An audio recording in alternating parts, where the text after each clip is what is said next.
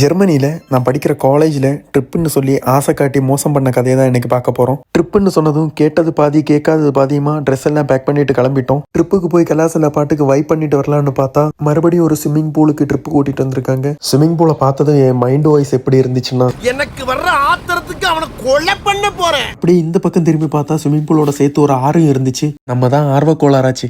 பாயை வச்சுட்டு சும்மா உட்காராம இந்த தண்ணியில் குளிக்கலாமான்னு கேட்டேன். அதுக்கு அங்கே ஒர்க் பண்ணுற ஒரு அக்கா சொன்னது, குஞ்சு மணி செத்துறண்டா, ஏன்னா தண்ணிக்கு 12 டிகிரி செல்சியஸ், இதெல்லாம் நமக்கு சரிப்பட்டு வராதுன்னு ஸ்விம்மிங் பூல் பக்கம் போனதும் ஏதோ சினிமாவில் வர மாதிரி பணக்காரங்க போடுற ட்ரெஸ் கொடுத்தாங்க.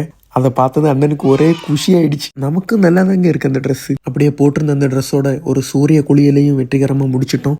அப்புறமா ஃபுட்டு ஃப்ரீன்னு கேட்டதும் குடுகுடுன்னு சாப்பிட ஓடிட்டோம். ட்ரிப்பு நேரமே முடிஞ்சதால் ஈவினிங் கொஞ்சம் ஃப்ரீ டைம் இருந்துச்சு.